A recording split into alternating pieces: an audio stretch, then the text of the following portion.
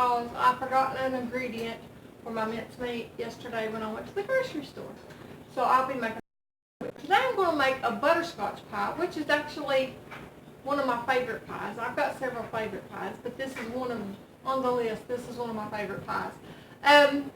Doing the research on this, it was kind of cool because I found out the actual recipe that I have for this pie is supposedly the original recipe for butterscotch pie, which I thought was how it originated is in 1904, a lady named Sarah Wheeler, she was cooking. They had a creamery, a Wheeler creamery, and she was cooking and making some custards for some pies, and she accidentally burnt the custard, and she gave it to her kids, her boys, she had boys, and which one of them's name was William Wheeler, which is who I'll be telling you about here in a moment. But they tasted it, and they said, well, it tastes like their favorite butterscotch candy, so it became butterscotch pie. And supposedly that's how the original butterscotch pie was originated. Well, later in 1924, that was in 1904, and that was Sarah Wheeler. And later in 1924, William Wheeler, which was Sarah's son, he opened up a restaurant, and in that restaurant was called Williams Lunch, I think. Wheeler's Lunch, WHEELERS,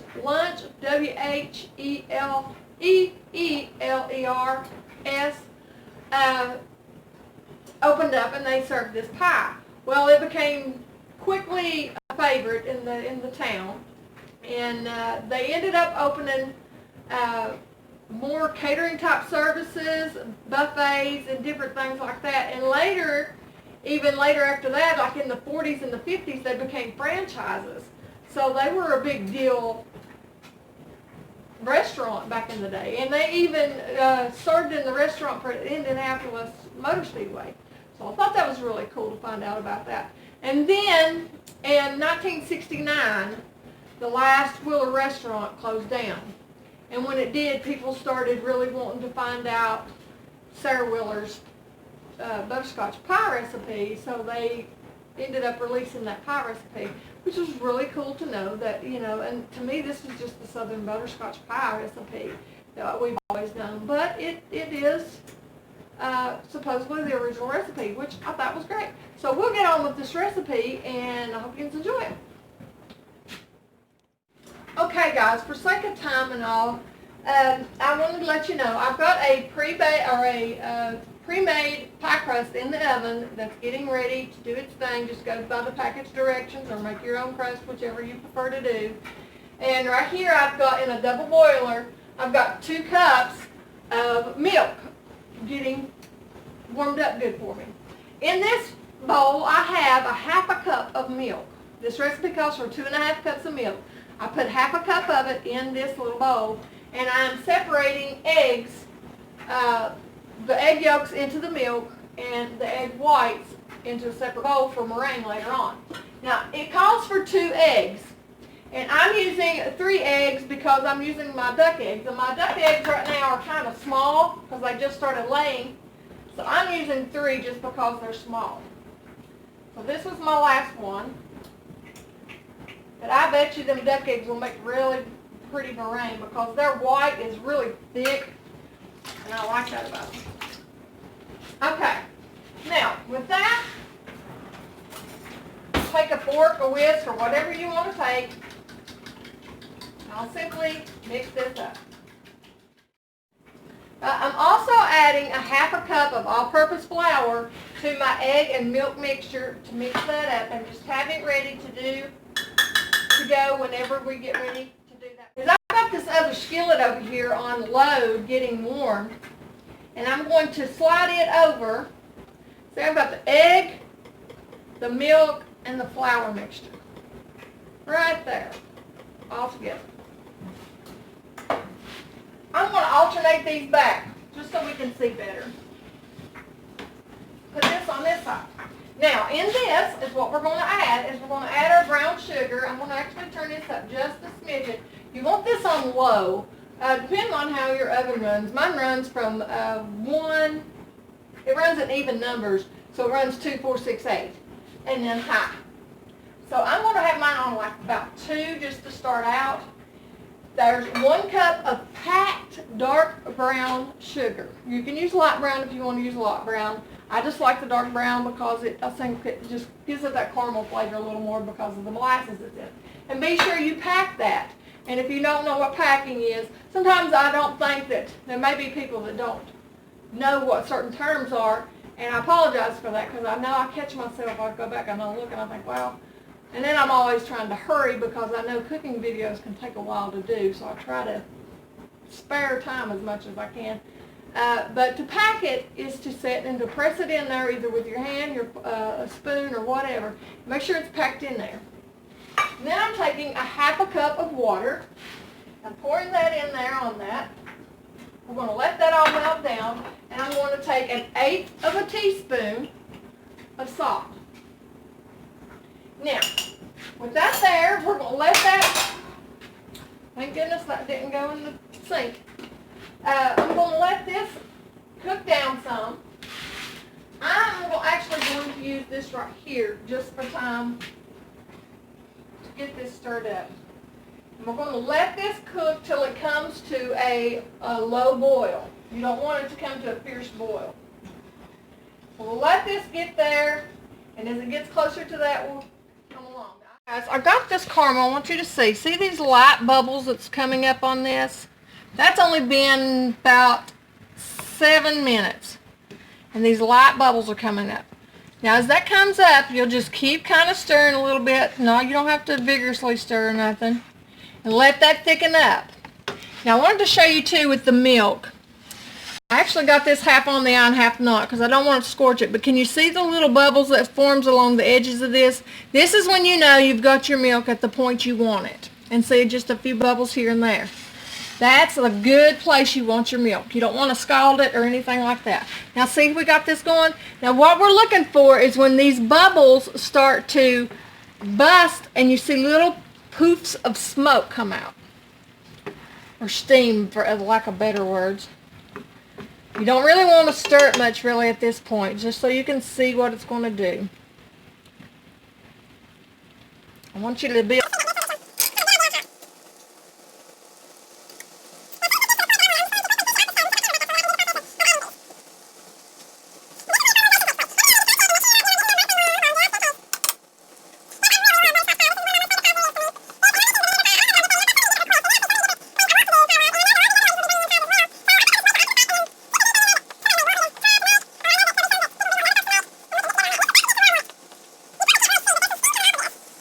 bubbling, but you can kind of feel in here that this syrup is really coming into a certain feeling. It's getting thicker. So it's getting close to where I want it. It takes a lot of patience with a caramel, with a butterscotch pie, but you know, with the flavoring of it, you about have to have it. See these bubbles here? When those bubbles start busting and there's little poofs of smoke comes through, you'll know you're ready. See, that did it. Did you see that one? That's it. I think we're ready. Let me see what that one does. Yep, we're ready, guys. Hey guys, I hope this is seen well enough. I moved my milk back over here, and I'm going to pour this sugar mixture into here and stir a little as I go.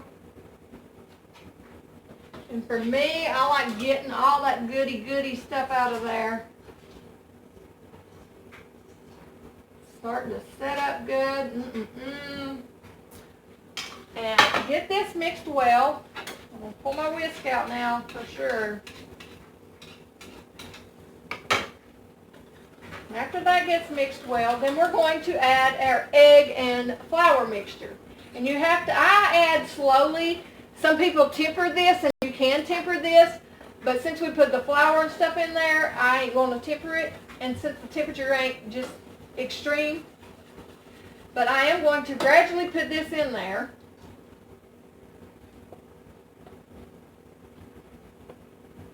And stir as I go. So the egg mixture, stir, stir, stir.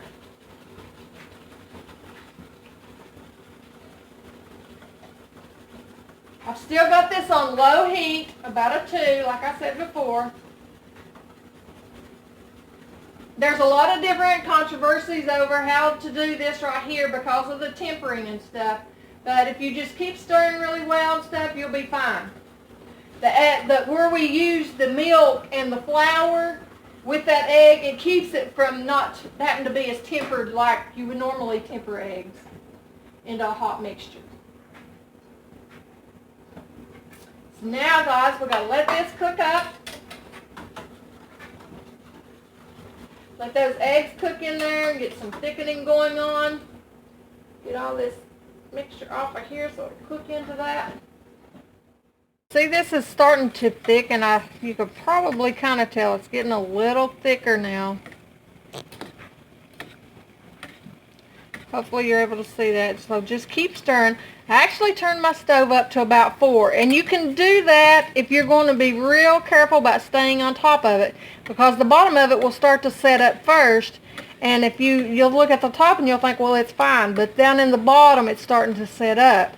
So if you're going to stay right with it like this and keep stirring it like you need to, you can turn it up to about 4, which, like I said, mine runs from 2 to 8 and then high. So that gives you an idea, but it's getting there, guys. Okay, folks, I took this off the eye. It's thickened up good for us. Now I'm going to add to this a tablespoon and a half of butter after I take it off the eye.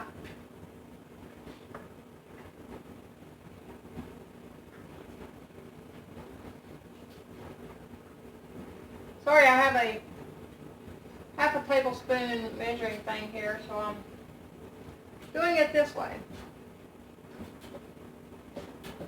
And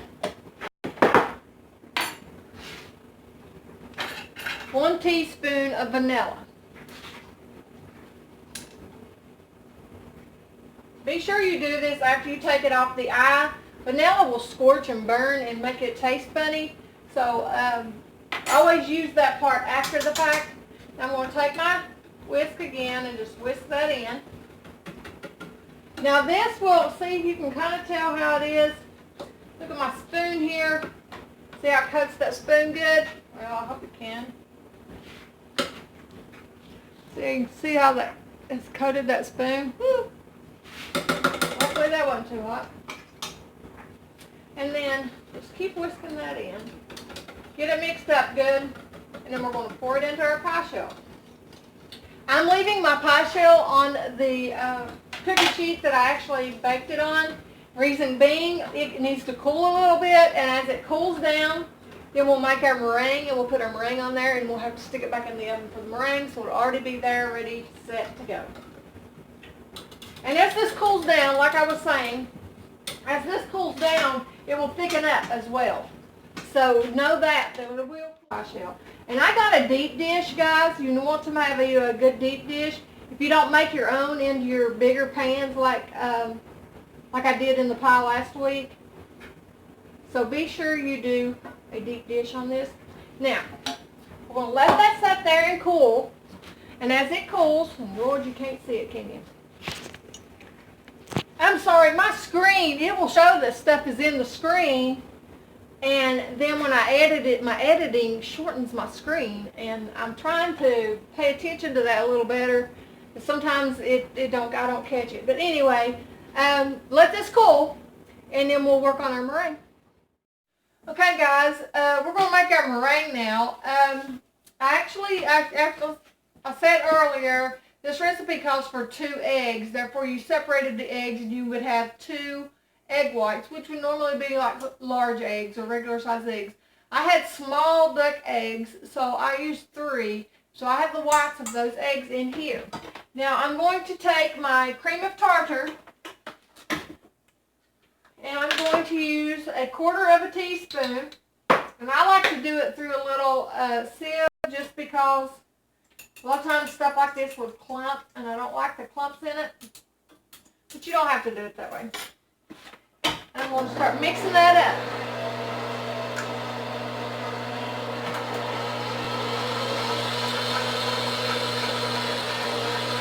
I'll mix this till it gets to a semi-fluff, and after it gets about halfway fluffy, I'll start adding a sugar gradually into it.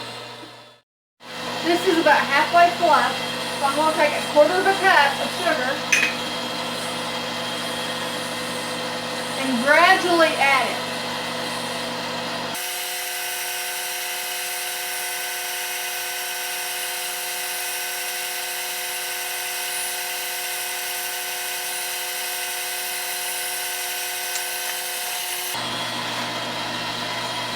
Let this get mixed up a little bit. Okay, guys, we got our meringue spun up good. So you can kind of tell how wispy it is. Stick this to the spoon good. Now pour this on our pie. I think it's good to kind of dollop it. Sometimes if a pie still isn't set up completely, it'll be a little trickier to spread.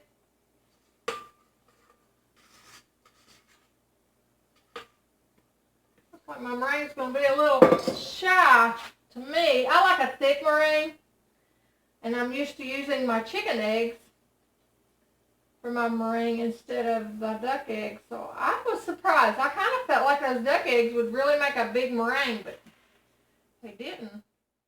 I went ahead and took 2 more egg whites and made me some more, because that didn't give me as much meringue as I like on my pies. I don't know why. I mean, I guess the duck eggs, maybe they just don't whip up the meringue the same. But anyway, I went ahead and whipped me up some more egg whites so that I could make a bigger meringue. That didn't give me enough to my satisfaction. I like a lot of meringue on my pies. And I'm used to using my chicken eggs too, so I don't know if that's the difference in that, but that's what this is, chicken eggs. So I can make a bigger meringue.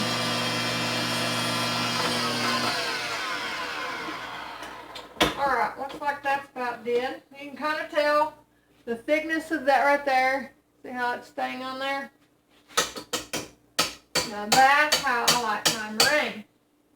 Now, you be sure that you do, if you can, you can make a meringue without the cream of tartar if you don't have it, but it will make your pies more stable. It will make your meringue more stable.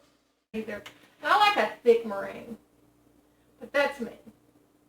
And I tell you, there ain't nothing like a meringue made with homegrown eggs, especially chickens, from what I'm finding. This is the first time I've made meringue with duck eggs. And I know duck eggs are richer, so I really thought that I would get a richer meringue, but I guess not. And this is tricky because the pie's not completely set up like you want it yet. So you just have to kind of slowly work with it and get it on there. I've got my oven preheated to 375.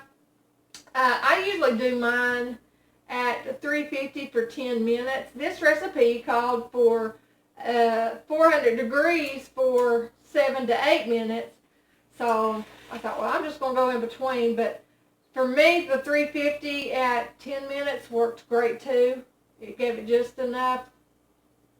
And that's still not as much meringue as I would like. But anyway, after I do that, I'm going to stick this in the oven. Okay, I got the meringue on there. I'm going to put this in the oven, 375 for about 8 to 10 minutes.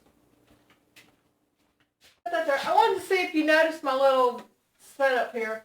I've had this thing forever. This actually belonged to my mother. I don't even know if you can find them anymore, but that is a handy little booger. Because I stick my little recipe cards on it and hang it up here. Eye level, I ain't going to get it dirty. Well, less of a chance of me getting it dirty, I'll say that. Because sometimes I still get them dirty. But I want to thank you guys all for watching the video. I appreciate you a great deal. I hope you're enjoying the videos and the ones that's coming out with the other ladies. I'm excited about the pies that everybody's making and everybody that's joining in on this collaboration. For me today, I want to tag Nancy. Nancy is over at Ashley's Treasures, and I will put her link at the bottom. And she is a grandmother who is homeschooling her granddaughter. And in the process, she's teaching her things. She's teaching her things concerning cooking. She's teaching her things concerning gardening. She's just trying to get old things that we take for granted and grafted into her granddaughter. And I think that's precious because that is a very much needed thing in this society today. So she's going to come out with us a pie. So anyway, I thank you guys for watching today. I hope you've enjoyed this. I hope you're able to get some of these pies in your list of pies for the holiday season with between the ones that we're doing here as well as other channels that we're bringing in. And I just want to bless you guys a great deal. Thank you a great deal. I hope you have a great week this week. And until next time, God bless.